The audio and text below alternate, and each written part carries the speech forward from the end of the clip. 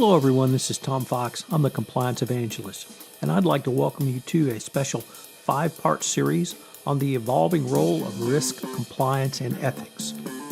This series is sponsored by SAI Global. SAI Global has developed a new service offering, Ethics Anywhere. Ethics Anywhere is a modern approach to learning. It is responsive on any device, customizable for any organization, and targeted to any user, available in any location and translated in any language. So your employees can consume content at any time and prepare for any risk.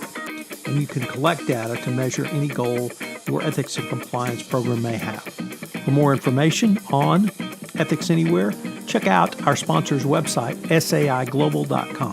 That's saiglobal.com. In today's part 1, I visit with Paul Johns, the Chief Marketing Officer at SAI Global.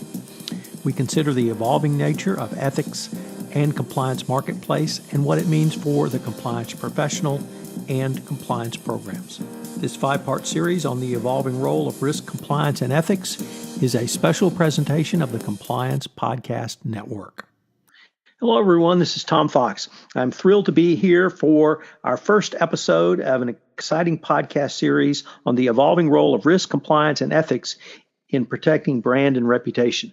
Today, I have with me Paul Johns. Paul is the Chief Marketing Officer at SAI Global. So, Paul, with that somewhat long-winded introduction, welcome and thank you for taking the time to visit with me today. Tom, thanks very much. It's great to be here. Paul, one of the things that I've really wanted to visit with you about is the change in the role of the board of directors in the ethics and compliance market. So perhaps 5 years ago, we saw a board without a compliance committee, without even a compliance resource. The regulators in the form of the Department of Justice have changed that. But I really think it's the marketplace which has demanded that change. What have you seen from your perspective? You know, there's a few really interesting dynamics in the marketplace that are meaning that the board of directors, far from sitting, in a lofty position away from the limelight, in the world of kind of a more values-based customer, particularly with millennials and centennials, particularly in the area where we have so much social media that's amplifying everything in the courtroom of public opinion, we're seeing a couple of things play out. So the first thing is, the board sets the appetite for risk. They really decide what is the acceptable level of risk that we're prepared to work towards as we think about, operating our particular enterprise.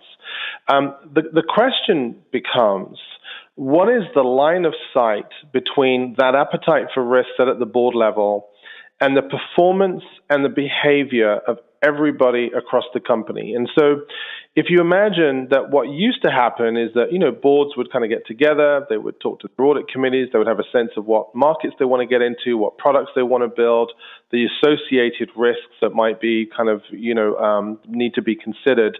And then they would put together a strategy, they would execute on that strategy, they would communicate across the business. But you couldn't be assured as a board member that every single employee, whether that's a salesperson, whether it's a broker at a financial institution, was absolutely working in accordance with the way that you think about the kind of the appetite for risk. Now, the flip side for the appetite for risk is how you think about culture.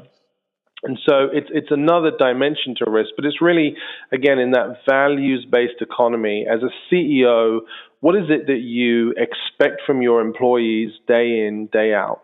And we've seen a lot of very high-profile cases in the media world, in the world of kind of consumer tech, in the area of retail, large coffee chains, wherever it may be. We've seen examples of where the behavior or the activity of one individual in the business that runs contrary to the policies, to the controls, to the behavior that you expect, to the culture that you're driving, can have a material impact on the brand of that business. We've seen that both in the business. We've also had examples, of course, where very senior members of the board themselves are operating contrary to the way that those risks and that appetite for risk has been kind of laid out. So I suppose what I'm seeing, it's not that members of the board haven't always laid out the appetite for risk. It's not that they haven't always thought about what that audit committee looks like and had one eye on the policies, or has everyone in the business taken their code of conduct. Would be the kind of thing that a chief human resources officer might report up to the board. But there's a kind of there's something that's more porous today than it's ever been. I think that enterprises work out loud. I think their brands, live out in a public domain. And I think the realization today, and I think what feels very different in the years that I've been working in this market, is that as a member of the board, you're much more aware that that corporate statement that you put up on your website, that can't be the poster that everyone works towards and then you just, fire and forget. You have to make sure that everybody is living and breathing the values and the behavior that you've laid out. Because if not, then of course what we've seen is the very material impact, and it's not the cost that you might have that's direct, the cost of non-compliance, a particular penalty, as crippling as that can feel. What we see is that those costs are immaterial compared to the reputational damage that you'll suffer. Certainly what we see is, younger customers, and it's a bit of a generalization, but certainly our data tells us that, again, millennials in particular, certainly for centennials, they vote with their wallets as well. So, they spend a lot more time thinking about the brands they want to do business with. Where do they order their pizza from? Where do they get their running shoes from? Where do they buy their coffee from? Who are they going to bank with? So as a board member, you need to be paying a lot of attention to that line of sight and that transparency.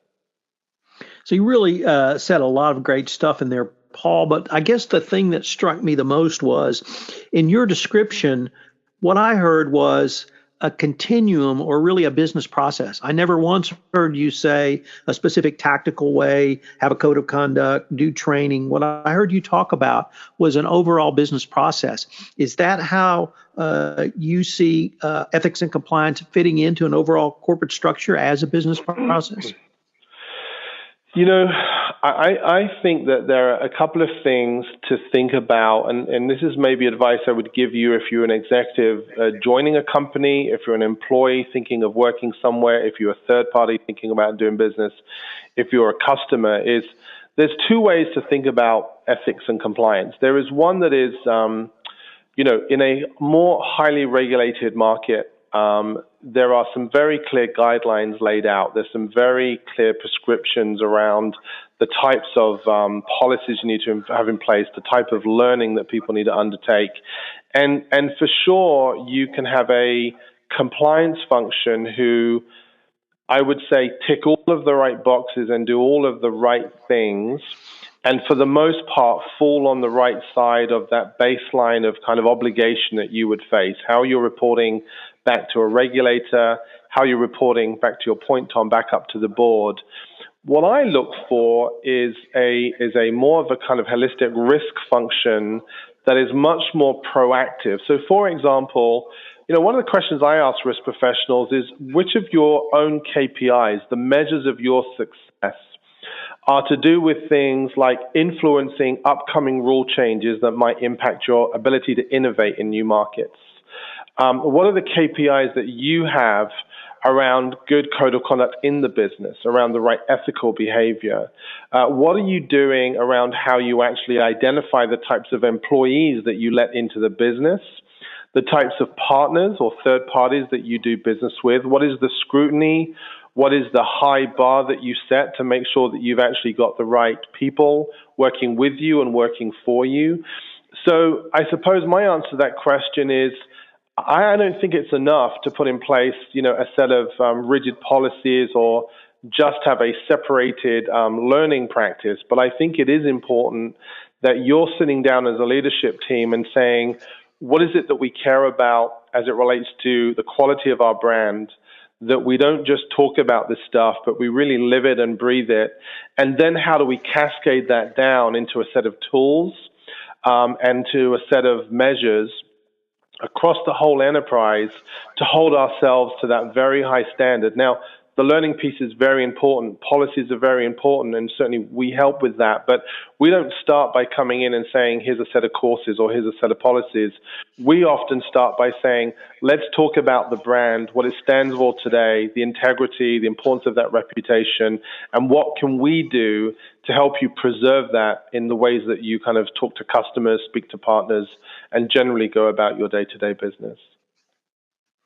So, Paul, unfortunately, we're near the end of our time, but this has just been a fascinating exploration of a broad range, or I would say a wide range of way to look at the nature of risk and its execution throughout multiple levels of the corporation.